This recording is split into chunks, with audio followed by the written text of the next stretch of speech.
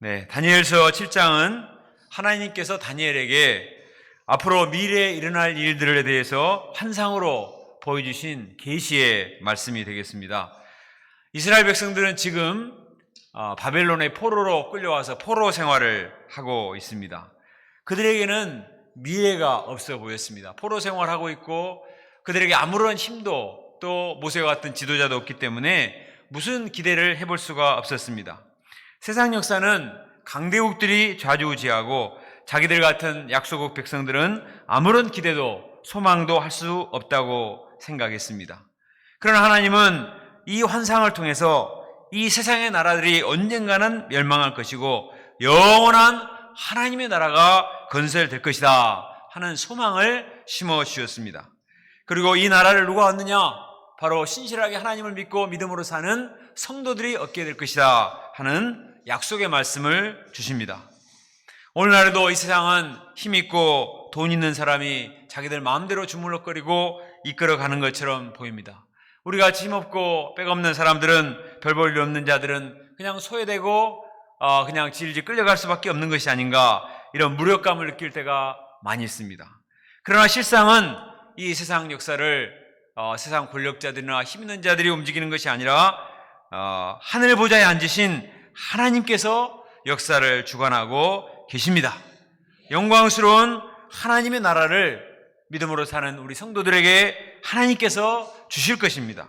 우리가 오늘 말씀을 통해서 하나님이 다니엘에게 보여주셨던 그 환상을 우리도 보여주셔서 우리가 정말 영적인 가치관을 가지고 하나님 나라 소망 가운데 살 수 있기를 간절히 기도합니다. 1절을 보겠습니다. 1절에 보면은 때가 언제냐면 바벨론 제국의 벨사살 왕 원년이었습니다. 벨사살 왕 원년. 바벨론의 초대 왕은 느부갓네살이잖아요. 그 아들 벨사살 원년에 다니엘이 꿈을 꿨습니다. 환상을 보았습니다. 꿈에 하늘에 네 바람이 큰 바다로 몰려 불어갔습니다. 그때 큰 짐승 네 마리가 바다에서 쑥 나왔습니다. 그 짐승들은 각각 다른 모양을 하고 있었어요. 첫째 짐승은 사자의 모습, 이 화면에 보시는 것처럼 첫째 모습은 사자의 모습을 하고 있었고, 둘째 짐승은 곰의 모습을 가지고 있었고, 셋째 짐승은 표범, 그리고 네 번째 짐승은 어떤 형상은 알 수가 없는데 너무나 무섭고 강하고 놀라운 그런 형체를 가진 짐승이었습니다. 다들 무서운 맹수들이죠. 하나님은 세상 역사를 주름잡는 강대국들을 이 무서운 맹수의 모양으로 보여주셨습니다. 4절에 보면은 첫째 짐승은 사자와 같다고 했죠. 사자, 이게 화면에 보는 것처럼 사자와 같은데 독수리의 날개를 달고 있었습니다. 사자는 동물의 왕이지 않습니까? 얼마나 무서워요? 또 독수리는 새의 왕자입니다. 짐승의 동물의 왕인 사자와 새의 왕인 독수리가 결합했으니 얼마나 막강하겠습니까? 이는 바벨론을 가리키는데 당시의 바벨론 제국이 얼마나 막강했는가 상징적으로 보여줍니다. 실제로 바벨론 유적들을 보면은 이 날개를 단 사자 문양이 많이 발견이 됩니다. 저처럼 지금도 남아있는 이 바벨론 여러 유적들을 보면은 날개 단 사자, 이 모습들이 많이 발견이 되고 있습니다. 바벨론의 느부갓네살 왕은 그 권세가 참으로 막강했습니다. 하나님께서 느부갓네살을 왕으로 세우신 것은 세계 많은 백성들을 잘 섬기는 목자가 되도록 이러한 왕의 지위를 부여를 하셨습니다. 그러나 그는 심히 교만하고 탐욕스러워서 여러 나라 백성들을 짓밟고 오직 자기의 영광만을 구하고 자기 탐욕만을 채웠습니다. 하나님은 이런 느부갓네살의 날개를 뽑으셨습니다. 오늘 말씀에 보면 4절에 날개를 뽑으셨다 그랬죠? 날개를 뽑으셨습니다. 우리가 다니엘서 4장에 보면 하나님께서 어느 날 느부갓네살을 정신병자가 되게 하셔서 숲속에 내몰아서 소처럼 풀을 먹도록 하시는 기간이 있었지 않습니까? 하나님이 이처럼 날개를 뽑으신 거예요.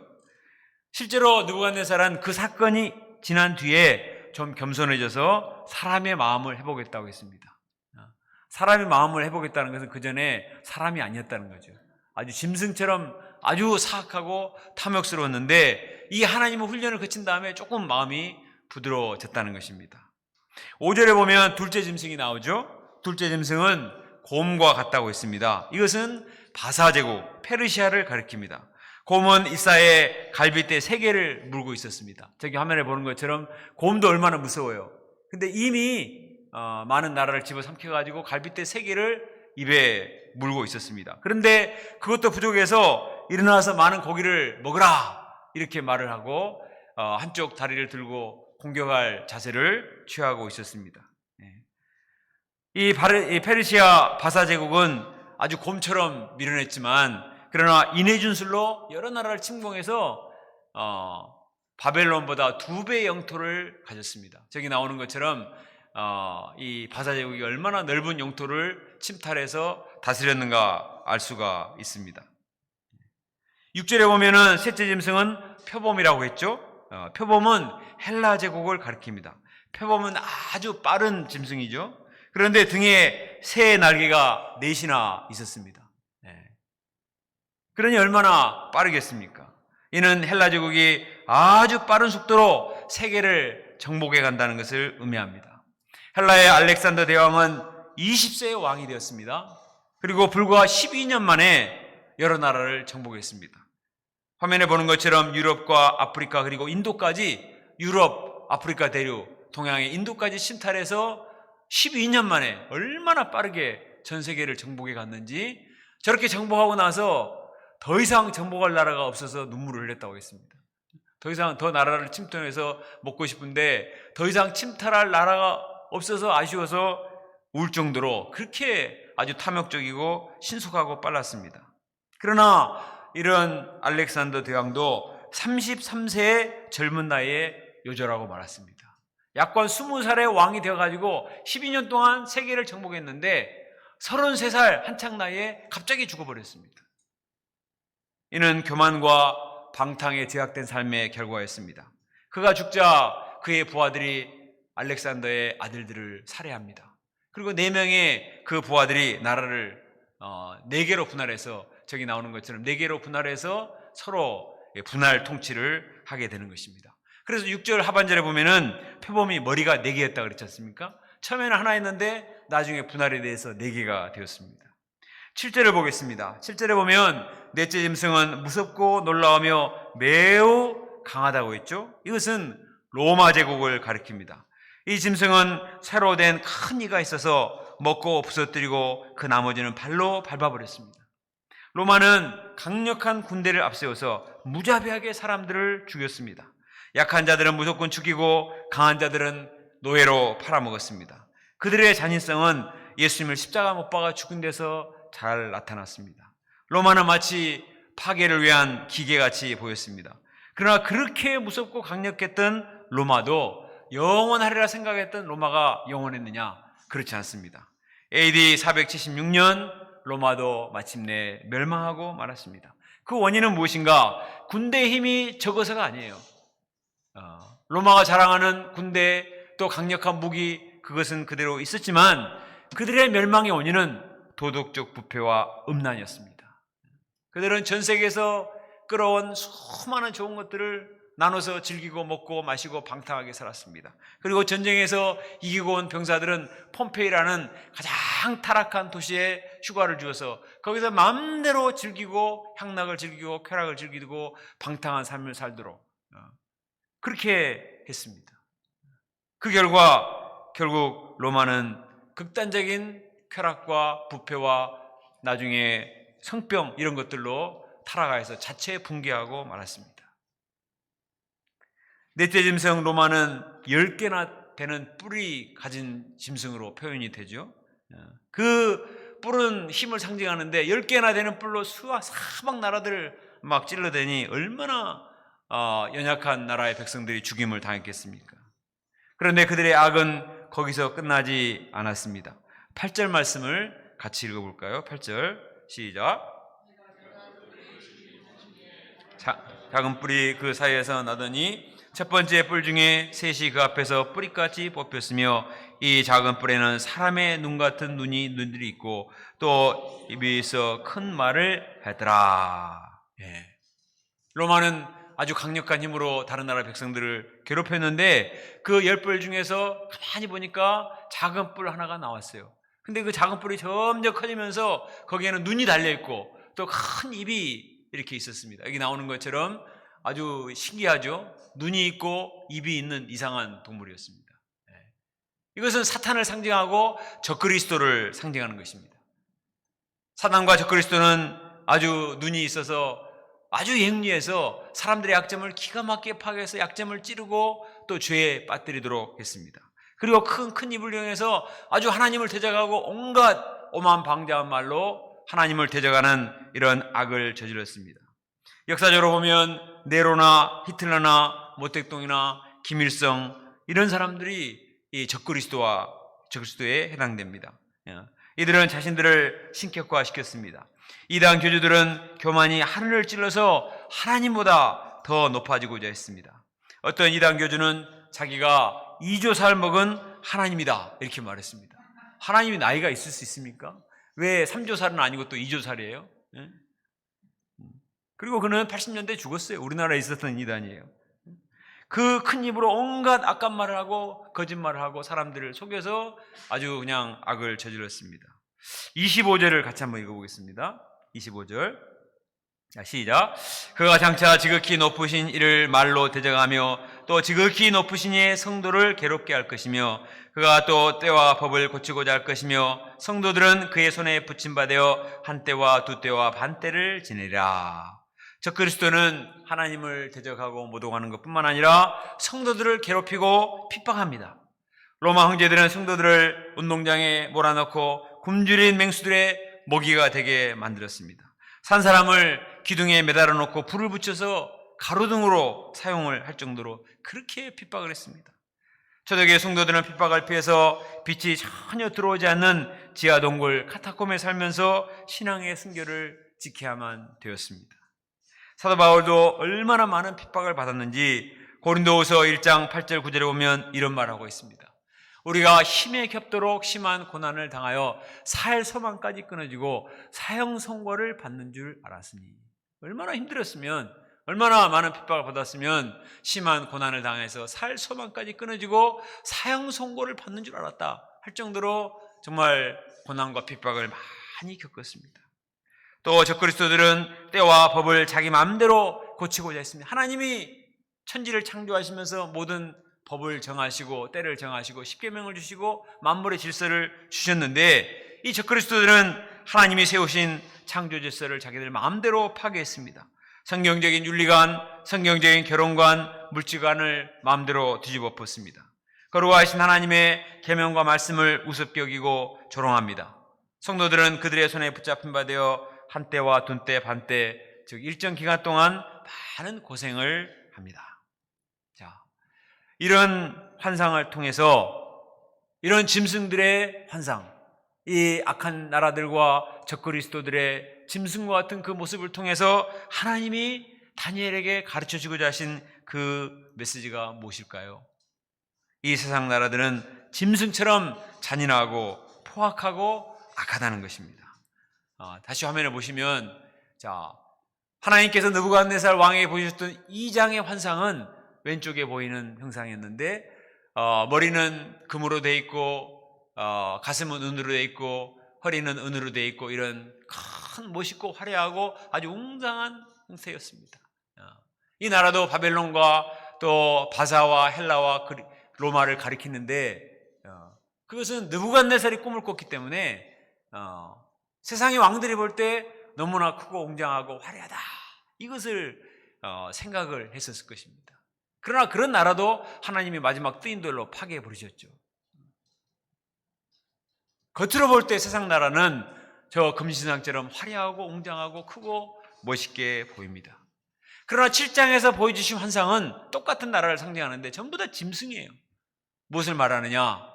겉으로 볼 때 그들이 아무리 웅장하고 화려하고 멋있어 보이지만 실상은 짐승과 같다는 것입니다. 그들은 너무나 포악하고 너무나 잔인하고 너무나 탐욕스러웠습니다. 겉으로는 세계 평화를 외치지만 속으로는 철저하게 자국의 이익을 위해서 약소국을 침탈합니다. 너무나 야수적이죠. 짐승에게 무슨 윤리나 도덕이나 고상함을 기대할 수 없습니다. 언론 플레이를 해서 나름대로 치장을 하지만 속셈은 얼마나 야수적인지 몰라요. 오늘날에도 강대국들은 더 많은 영토를 차지하기 위해서 끊임없이 전쟁을 벌입니다. 그리고 전쟁을 부추겨가지고 뒤에서는 전쟁 무기를 팔아먹습니다. 자국의 제품을 팔아먹기 위해서는 수단 방법을 가리지 않습니다. 국가들뿐만 아니라 기업이나 개인도 마찬가지입니다. 힘 있는 자들은 짐승처럼 달려들어서 재산을 계속 늘려갑니다. 영혼까지 끌어다 부를 막 축적해요. 전국을 다 돌아다니면서 부동산을 매입하고 세금은 또 별의별 수술을 써서 또 안 냅니다. 어제 신문에도 보니까 어떤 사람이 26억이나 재산이 되는데 무슨 세금은 하나도 안 내는 그런 방법을 가지고 한다는 그런 뉴스를 보았습니다. 그렇게 번 돈으로 어떻게 쓰느냐? 방탕하고 음란한 죄를 짓습니다. 그 자녀들은 부유층의 자녀들은 마약 복용과 음란 파티들을 가끔 방송에 보는데 정말 짐승들 수준으로 너무나 부패하고 타락합니다. 이단 교주들은 무지한 추종자들을 협박해서 돈을 갈취하고 자신들은 호화 생활을 합니다. 세상 역사는 이처럼 짐승같이 강하고 탐욕스러운 자들에 의해서 좌지우지 되는 것 같아요. 결국은 힘 있는 자, 돈 있는 자, 권력 있는 자 이런 사람들이 움직이는 것이 아닌가. 부익부 빈익빈 현상이 점점 심해집니다. 정거래 법칙, 약육강식, 힘의 논리가 지배합니다. 힘이고 진리다 이렇게 생각해요. 이런 강자의 행포를 보면서 서민들은 분노하고 막 화를 내지만 속으로는 그들을 또 부러워합니다. 나도 저런 권력과 부를 누려봤으면, 나도 금수저로 태어나봤으면 이렇게 부러워합니다. 이렇게 돈과 권력이 지배하는 세상에서 순진하게 말씀만 붙들고 믿음으로 사는 것은 너무 멍청한 것이 아닌가 이런 생각이 듭니다. 맹수들이 우글거리는 세상에서 순한 양처럼 살게 되면 결국 잡아먹히고 마는 것이 아닌가, 나도 힘을 키워야 되는 것이 아닌가. 아마 다니엘도 그런 생각을 했을 것입니다. 이 강대국의 포로로 끌려와서 이 세상 나라들이 싸우고 권력 다툼을 하고 이 바벨론에서 바사로 넘어가고 그 다음에 또 다른 나라들이 일어나는 이런 것들을 보면서 결국은 군사력의 힘과 또 이 강자들의 세상 역사를 움직이시는 것은 아닌가. 자기 백성 같은 이스라엘 백성들은 포로로 끌려와서 여기서 죽으라고 포로 생활하다가 결국은 고생만 하고 끝나버린 것이 아닌가, 망하는 것이 아닌가, 이제 우리에게 무슨 소망이 있는가 이런 생각을 했을 거예요. 그런데 하나님은 앞에 내 짐승의 모습을 보여주신 다음에 다른 환상을 보여주셨습니다. 9절 말씀을 같이 읽어보겠습니다. 9절 말씀을 시작. 내가 보니 왕자가 놓이고 옛적부터 항상 계시니가 좌정하셨는데 그의 옷은 희기가 눈 같고 그의 머리털은 깨끗한 양의 털 같고 그의 보좌는 불꽃이요 그의 바퀴는 타오르는 불이며. 하나님은 다니엘의 눈을 들어서 하늘의 하나님을 바라보게 하셨습니다. 높은 보좌에 앉으신 하나님을 보게 하셨습니다. 지금 당장 눈에 보이는 것은 이 세상의 사자처럼 곰처럼 표범처럼 우글거리는, 정말 이글거리는, 잡아먹고자 하는 이 짐승들이 난무하는 이런 세상이지만 그들이 세상을 다 지배하고 주관하는 것 같았는데 그게 아니다. 눈을 들어서 보니까 하나님을 보여주신 거예요. 옛적부터 항상 계시니 이 하나님의 모습은 어떻습니까? 하나님은 그 옷이 눈같이고 그 머리털이 깨끗한 양털과 같았습니다. 이것은 하나님이 얼마나 거룩하시고 얼마나 존귀하시고 얼마나 순결하신 분이신가 하는 것을 보여줍니다. 앞에 등장했던 환상들은 강대국들이지만 힘이 세고 빠르지만 본질이 짐승이기 때문에 짐승은 결국 짐승이죠. 얼마나 추하고 더럽고 아주 야비하고 결국은 부패할 수밖에 없습니다. 그런 세상 나라들, 세상 나라의 지도자들과는 비교할 수 없는 순결하시고 영광스러우시고 높으시고 전능하신, 옛적부터 항상 계신, 지금도 계시고 영원토록 계실 하나님이 모든 세상 나라를 다스리고 계신다. 보통 사람들은 눈에 안 보이죠. 다니엘도 몰랐어요. 근데 하나님의 환상을 통해서 그걸 보여주신 것입니다. 이 하나님은 세상의 더러운 것들과는 근본적으로 구별되신 분이십니다. 그의 보좌는 불꽃이요 그의 바퀴는 타오르는 불이라고 했습니다. 하나님이 타오르는 불로서 세상 역사의 수레바퀴를 돌리고 계십니다. 하나님이 심판의 불로 때가 되면은 악한 자들을 반드시 심판하신다는 거예요. 바벨론의 느부갓네살 왕도 하늘 높은 줄 모르고 교만했다가 하나님이 치시니까 정신병자가 되어버렸습니다. 그의 아들 벨사살도 우리가 다니엘서 5장에서 배웠죠. 하나님의 전에서 훔쳐온 그 기명에다가 술을 넣어서 마시고 온갖 향락의 파티를 벌이는데 하나님이 벽에 나타나서 너는 무게가 나가지 않는다. 하나님이 심판의 메시지를 전하시고 그날 밤에 벨사살이 죽고 바벨론은 순식간에 망해버렸습니다. 날개를 단 표범처럼 빠르던 알렉산더 두양, 세계를 정복하고 나서 더 이상 정복할 땅이 없어서 울었다는 그 알렉산더가 약관 33세에 요절하고 말았습니다. 그의 사인은 아주 그냥 루머가 많지만 그러나 하나님이 치신 것으로 볼 수밖에 없습니다. 2차 대전 때 유럽을 다 집어삼킬 듯이 맹위를 떨쳤던 히틀러도 순간에 자살로 끝나고 말았습니다. 일제시대에 친일파했던 사람들이 한결같이 하는 말이 있습니다. 일본이 그렇게 쉽게 망할지 몰랐다. 처음에 독립운동을 하고 28 독립선언서를 같이 작성했던 이 한국의 엘리트들도 나중에 10년, 20년이 가면서 일본이 점점 강해지고 중국도 침탈하고 또 동남아시아도 다 먹고 점점 힘이 세니까 정말 일본이 영원할 나라보다 그렇게 생각을 했거든요. 그래서 친일로 돌아선 사람들이 많았어요. 그런데 온자탄 하나에 그냥 망하고 허물어지고 일본이 물러가는 걸 보면서 일본이 이렇게 쉽게 망할지 몰랐다. 하나님의 심판은 명백합니다. 하나님은 눈에 안 보이지만 시퍼렇게 살아계셔서 때가 되면 반드시 악한 자들을 심판하실 줄로 믿습니다. 10절을 같이 읽어보겠습니다. 10절 시작. 불이 강처럼 흘러 그의 앞에서 나오며 그를 섬기는 자는 천천히요 그 앞에서 모셔 선 자는 만만이며 심판을 베푸는데 책들이 펴 놓였더라. 로마의 군대, 바벨론의 군대가 아무리 많을지 모르지만 하나님의 군대는 천천히요 만만이라고 했습니다. 아수르 군대가 18만 5천 명을 앞세우고 쳐들어왔지만 하나님의 신이 치시니까 18만 5천 명이 순간에 죽어버렸다고 그랬어요. 그 교만했던 사내립이 자기 나라로 도망가서 그 신전에서 자기 아들들에 의해서 살해가 되고 말았습니다. 예수님이 재판을 받으실 때 그렇게 말했습니다. 내가 12두령을 불러서 너희를 칠 수 없을 줄 아느냐. 오늘 말씀에 보면은 하나님 앞에 모셔선 자가 천천히요 만만입니다. 사람들이 하나님을 무시하고 조롱합니다.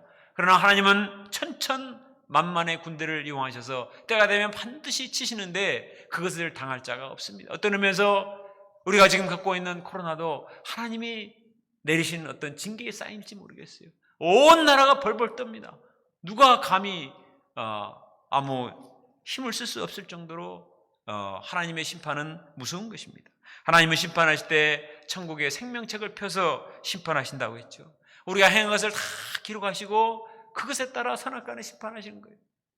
은밀하게 죄를 즐기며 악을 행한 자는 무서운 불심판으로 치실 것입니다. 반면에 말없이 주와 복음을 위해 헌신하며 양들을 위해 눈물로 진심을 드린 자들은 하나님께서 큰 상급으로 축복해 주시리라 믿습니다. 11절을 같이 읽어볼까요? 11절 시작.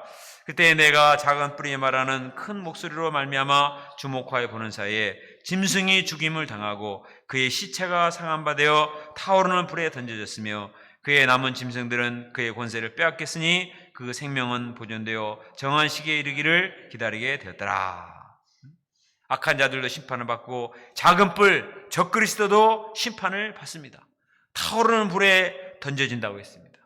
온갖 거짓말로 순진한 사람들을 속여서 부귀영화를 누렸을지라도 그것은 잠깐이고 반드시 권세를 빼앗기고 하나님의 무서운 불심판을 받게 될 때가 올 것입니다.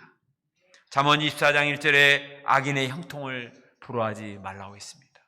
지금 형통이 다 좋은 것이 아니에요. 하나님의 뜻이 아니면 하나님이 반드시 치십니다. 13절 14절 오늘 요절 말씀이 13절과 14절을 같이 읽겠습니다. 시작.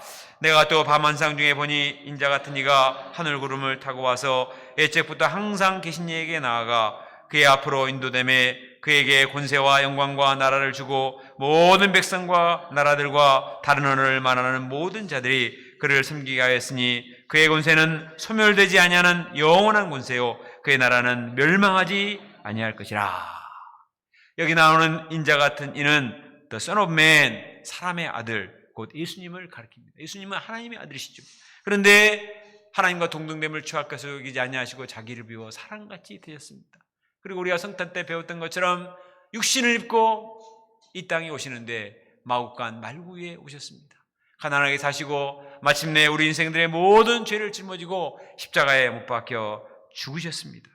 하나님은 예수님을 죽은 지 사흘 만에 부활하게 하사 만왕의 왕이요 만주의 주가 되게 하셨습니다. 예수님이 하늘 구름을 타고 하나님 앞에 나아갈 때 하나님은 그 예수님께 권세와 영광과 나라를 주십니다. 모든 나라 백성들이 이 예수님을 왕으로 섬기는데 그 예수님의 권세는 소멸되지 않는 영원한 권세요 그 나라는 멸망하지 않습니다. 다니엘이 보았던 이 환상은 백일몽이 아니었어요. 헛된 꿈이 아니었어요. 500년 뒤에 실제로 예수님께서 인간의 모습을 입고 이 땅에 오심으로써 이 환상은 성취가 되었습니다. 우리가 지난 성탄 때 배웠던 말씀, 가브리엘 천사가 마리아를 찾아와서 그렇게 말했습니다. 누가복음 1장 32, 33절 내가 아들을 낳으리니 그가 큰 자가 되고 지극히 높으신 이의 아들이라 일컬어질 것이요 주 하나님께서 그 조상 다윗의 왕위를 그에게 주시니 영원히 야곱의 집을 왕으로 다스릴 것이며 그 나라가 무궁하리라. 인자와 같으신 예수님이 건설한 나라는 영원 무궁하다는 거예요. 바벨론, 바사, 헬라, 로마 잠깐 영화를 누렸지만 다 망했어요. 그리고 그 나라들은 지금 보세요. 이라크, 이란, 로마, 그리스 아주 힘이 없는 나라들입니다. 어떻게 한 시대를 풍미했던 나라가 이렇게 망하고 지금까지도 회복을 하지 못하고 있습니다. 그러나 예수님께서 십자가와 부활로 건설한 하나님의 나라는 영원 부흥한 줄로 믿습니다. 지금도 세상 모든 만민을 다스리시고 또 의와 공평과 사랑으로 다스리십니다. 지금도 우리의 왕이 되셔서 우리를 다스려 주시고 우리를 모든 사단 마귀로부터 보호하시고 영원한 하나님 나라로 인도하시리라 믿습니다. 우리가 골로새 말씀에 배웠잖아요. 예수님은 하나님 보좌 우편에 계시고 우리의 생명도 그 하나님께 감춰져 있고 예수님이 재림하실 때 그 영광과 함께 우리가 다시 나타나게 될 것이다. 이 나라가 영원하다는 거예요. 이 나라가. 세상 나라는 흥망성쇠를 거듭하지만 하나님의 나라는 영원합니다. 자, 이렇게 축복된 나라를 누가 얻게 됩니까? 18절을 같이 읽어봅시다. 18절 시작. 지극히 높으신 이의 성도들이 나라를 얻으리니 그 누림이 영원하고 영원하고 영원하리라. 누가 이 나라를 얻어요? 지극히 높으신 이 하나님을 믿는 성도들이 이 나라를 얻는 것입니다. 그 누림이 영원하고 영원하고 영원하리라. 성경에 3번이나 나오는 경우는 굉장히 드문데 그 나라가 얼마나 영광스럽고 이것이 축복이면 그 나라가 영원하고 영원하고 영원하리라. 남미의 가난한 나라는 미국 시민권 하나를 얻기 위해서 목숨을 걸고 수마일을 걸어서 그 이제 미국에 막 미립국을 하려고 합니다. 트럼프가 그냥 막 높은 담을 쌓아서 못 들어오게 했는데도 목숨 걸고 그렇게 해서 사니까 그렇게 해서 그 나라에라도 들어가려고 애를 씁니다. 그런데 그 나라가 요즘 엉망이잖아요. 그러나 주님께서 우리에게 주시는 나라는 그런 세상 나라는 비교할 수 없는 영원부흥한 의와 공평과 사랑으로 충만한 나라인 줄로 믿습니다. 하나님 우리에게 주시는 최고의 선물은 영원한 하나님의 나라, 썩지 않고 더럽지 않고 쇠하지 않는 이런 나라를 주십니다. 그 누림이 영원하다고 했습니다. 어떤 기업이나 어떤 나라나 어떤 가문이나 어떤 개인도 영원하지 않습니다. 아무리 대단했다는 사람도 한 줌의 흙으로 돌아가고, 어느 날 그렇게 융성했던 기업이 어느 날 갑자기 사라져 버리기도 합니다. 그러나 우리 주님께서 건설하신 나라는 영원한 줄로 믿습니다. 22절을 같이 읽어봅시다. 22절 시작. 옛적부터 항상 계신 이가 와서 지극히 높으신 이의 성도를 위하여 원한을 풀어주셨고 때가 이름에 성도들이 나라를 얻으리라. 이 말씀이 보면은 지극히 높으신 이 하나님께서 우리 성도들의 모든 원한을 풀어주신다고 말씀하십니다. 우리 성도들이 믿음으로 살고자 할 때 억울한 일을 많이 당합니다. 우리 목자님들이 직장에서 회식할 때 술을 먹지 않고 2차, 3차 따라가지 않기 때문에 조롱을 당하고 또 인사불이익을 당하기도 하고 또 친구들에게 조롱과 왕따를 당하기도 합니다. 그러나 주님께서 반드시 우리의 모든 원한을 풀어주실 때가 있습니다. 언젠가는 우리를 조롱하고 무시하는 자들이 우리를 부러워하고 도움을 청하고 기도 부탁할 때가 있을 것입니다. 그날이 우리 신자들에게는 승리의 날이요 역전의 날이요 축복의 날이라 믿습니다. 계시록 21장 1절로 4절에 보면 새하늘과 새 땅이 이곳에 임하게 되고 주님께서 모든 눈물을 닦아주시고 사망이나 애통하는 것이나 고가하는 것이나 아픈 것이 더 이상 있지 않다고 말하고 있습니다. 이것이 우리 신자들의 궁극적인 소망입니다. 그날의 슬픔이 변하여 기쁨이 되고 절망이 변하여 소망이 되고 한숨이 변하여 기쁨이 되고 찬송이 되리라 믿습니다. 28절을 같이 읽겠습니다. 마지막 절 28절 말씀 시작. 그 말이 이에 그친지라 나 다니엘은 중심에 분민하였으며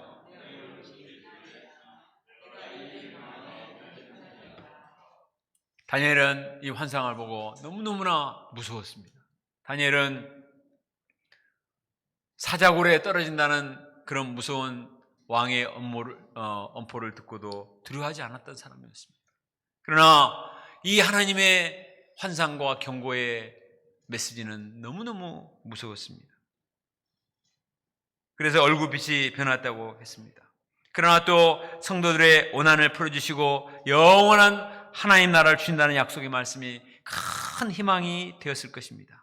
지금은 조국 이스라엘이 망해서 포로 생활을 하고 있지만 다시 회복되어 하나님 나라가 건설될 그 소망을 바라보니까 그 어떤 감격과 흥분 때문에 정말 그 감격을 가눌 수가 없었습니다. 다니엘은 이 일을 마음에 간직했다 했습니다. 마음에 간직하고 새긴 것입니다. 우리도 무엇을 마음에 간직해야 되겠습니까? 하나님이 우리에게 주시기 원하시는, 하나님이 우리에게 보여주기 원하시는 영적인 소망과 비전을 마음에 간직해야 되겠습니다. 자기가 가장 귀하게 생각하고 꿈꾸는 바를 사람이 마음에 간직하지 않습니까? 세상 사람들은 어떻게 하면 더 출세하고 더 돈 많이 벌고 이런 것들을 참 간직하고 아주 그것을 아주 목숨처럼 생각합니다. 그러나 우리가 정말 간직하고 마음에 새겨야 될 것은 우리의 눈을 열어서 영적인 세계를 보게 하시는 하나님의 이 세계야말로 우리가 정말 바라보고 소망해야 될 우리의 진정한 가치인 줄로 믿습니다.